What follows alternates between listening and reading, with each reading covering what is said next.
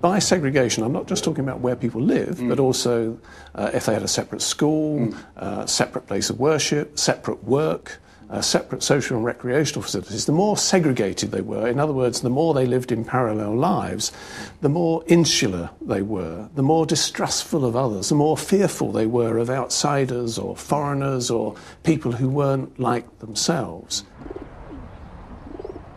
The inquiry also said schools could provide the key to connecting communities. Education at its best helped to break down some of the insularity of the different communities. Where the school was very insular and based around one community and knew nothing of other communities, then it just simply reinforced the divisions in the wider community. 5 years ago, Stanley Road Primary was 100% Asian. Today that's down to 89% and falling, a closer reflection of the catchment area's ethnic mix. The head knows all about the dangers of segregation. He was educated in apartheid-era South Africa. One's early experiences do have an impact. Coming to live in Oldham all these years later and finding similar patterns of residential segregation. It would be a real shame if we were to sink into a voluntary form of apartheid here, a word I thought had been abolished in 1994. Like the last government, the new coalition government is a keen supporter of faith schools. What will be the impact if parents are offered that option in Oldham? I think it will make what we're trying to do here much more difficult. It gives people the option to retreat into short-term certainties when actually what we need is a long-term view.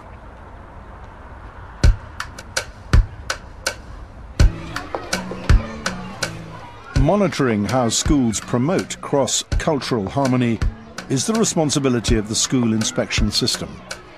But in 2008, some Muslim and evangelical Christian schools were allowed to opt out of Ofsted and, in effect, become self-policing. They teamed up to form the Bridge Schools Inspectorate, or BSI. It emerged very quietly, and very few people knew that the new inspection subsystem, this independent bridge system, had been introduced. I think it was rather slipped through the system before anyone noticed what had happened. But not before Ofsted warned that any inspectorate covering fewer than 350 schools of 5 different faiths and types might lack rigour and objectivity.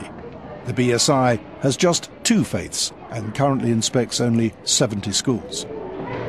Those concerns were largely to do with independence and objectivity, and over time, whether a degree of familiarity or partiality might grow up between inspectors and the schools that they were inspecting if the numbers of schools are really quite small. She thought it might get too cosy, yes. In other words. Yes, over time.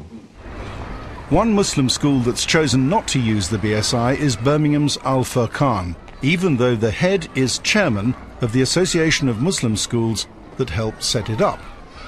So you're on the BSI governing board, but you don't use the BSI for inspectors? Well, the reason being we felt that, Ofsted is a body that we would wish to remain with. Because? Because I think it is a government-recognised body, and BSI, we consulted our parents. There were some views that we had that it may not have the credibility, for example.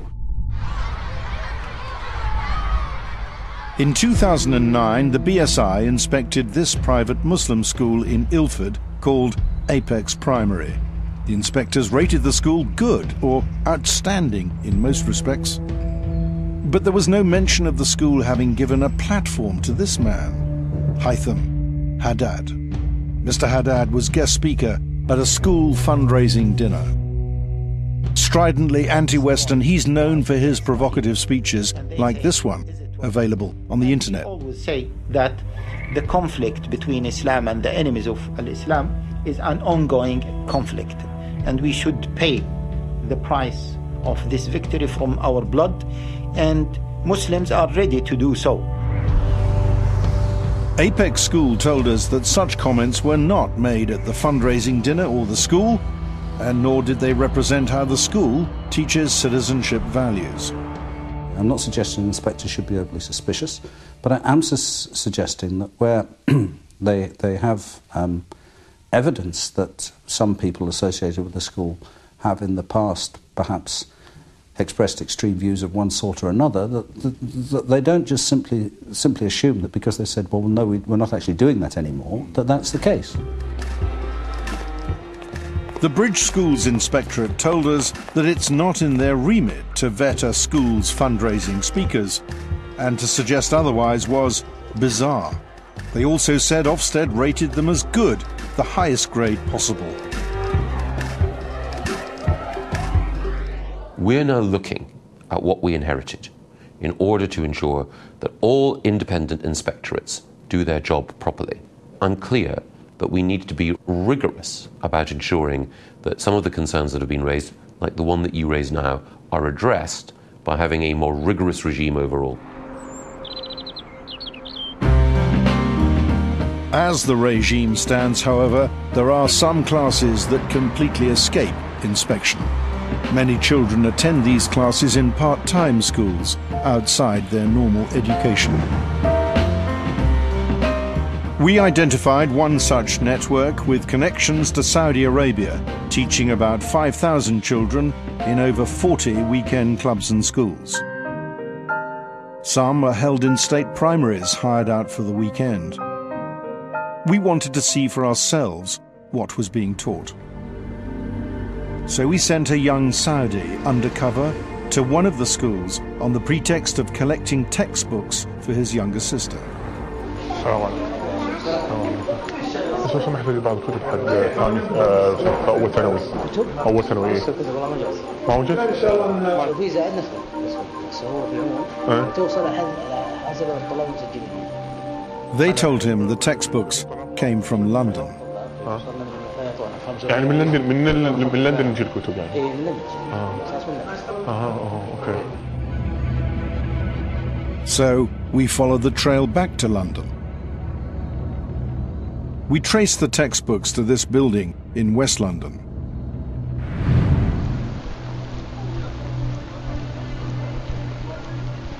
Inside the building, there were boxes of books stacked everywhere. بس عندي بعض كتب ناقصين سجلتها الأسبوع الماضي ناقصين دين بس حديث وفقه وتوحيد وإملاء. Our researcher was led to a storeroom where shelves were full of textbooks.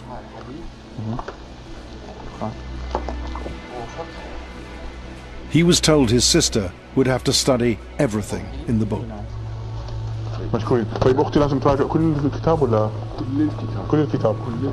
The books turned out to be the official Saudi national curriculum.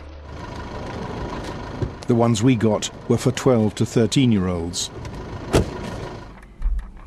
There is a hadith that says that the Jews were cursed by God. They also say here that the Jews, they look like monkeys and pigs. Jews look like monkeys and pigs? Yeah. It actually says that? Yeah. وقد عوقب أصحاب السبت منهم بالمسك إلى قردة خنازير. That's what it means. Yeah. Other parts of the book ask children to list what it describes as the reprehensible qualities of the Jews. One Saudi now living in America grew up with the curriculum. The effect of these textbooks on the minds of young people is tremendous. You have 12 years of education that teaches the student to hate basically and practically everyone else, be they Jews, Christians, and other Muslims, to believe that the world is divided into two camps, the camps of the Muslims and the camps of the other, the infidel, the enemy. Saudi officials often complain that these are Quranic passages taken out of their historical context. So we showed the lesson to an academic known internationally for his expertise on the Quran. Is it wise to draw the attention of children to these passages? I would do it, but I would spend a long lesson talking around this. Right. To present it cold as it seems to be here. As just Cold in the part of the teaching of Islam. No, it's not wise.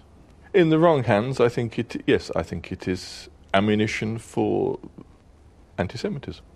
You could have a long theological argument in which you say that these things should be seen in a historical context. Fair enough, that's a matter for other countries. To my mind, it doesn't seem to me that this is the sort of material that should be used in English schools. We obtained all 12 years of the curriculum being taught here in Britain. If there's any ambiguity about Year 8, it's hard to see any for other years. Take this text for 6-year-olds. So every religion other than blank, whether they want to put the word Islam, is false. Whoever dies other than in Islam enters blank. The answer is fire, the fire, hellfire. In this book for 15-year-olds, they learn about Sharia law and its punishments. Thieves have a hand cut off for a first offence and a foot for a second. There are even diagrams showing children where the cuts must be made. For acts of gay sex, children are given a chilling message. The punishment, according to this book, is killing, execution, and it states a difference of opinion as to whether this should be done by stoning or burning with fire or throwing over a cliff. Also for 15-year-olds, the textbooks teach that Zionists want to establish world domination for Jews by inciting conflicts. But I'm clear that we cannot have anti-Semitic material of any kind being used in English schools. This is not the first time that the Saudi school curriculum has been found in Britain. 3 years ago, the BBC disclosed that offensive references to Jews were being taught in a different Saudi-run school. The material was removed, and the Saudis also promised to clean up their curriculum. Not only have we eliminated what might be perceived as intolerance from all textbooks that were in our system, we have implemented a comprehensive internal revision and modernization plan. But not, it appears, comprehensive enough. This is the building we got the textbooks from. It's owned by the Saudi government. So we put our findings to the Saudi embassy. The embassy told us that the network of Saudi weekend schools had nothing to do with them. Nothing? These letters are from the embassy's own cultural bureau concerning the organization of the schools. The Saudi embassy also told us that anything taught in these weekend Saudi schools was, quotes, not affiliated or endorsed by them. Really, what's taught in these weekend schools is the Saudi national curriculum, which is published by the Saudi Ministry of Education. And when we spoke to a director of the Saudi school network, he confirmed that the Saudi Cultural Bureau, which is part of the Saudi embassy, has authority over all Saudi part-time schools. Regulators are now looking at closing this inspection loophole. Ofsted are doing some work in this area. They'll be reporting to me shortly about how we can ensure that part-time provision is better registered and better inspected in the future. But will all these changes to the inspection regime be enough to ensure that British school children are no longer exposed to religious fundamentalism in the classroom?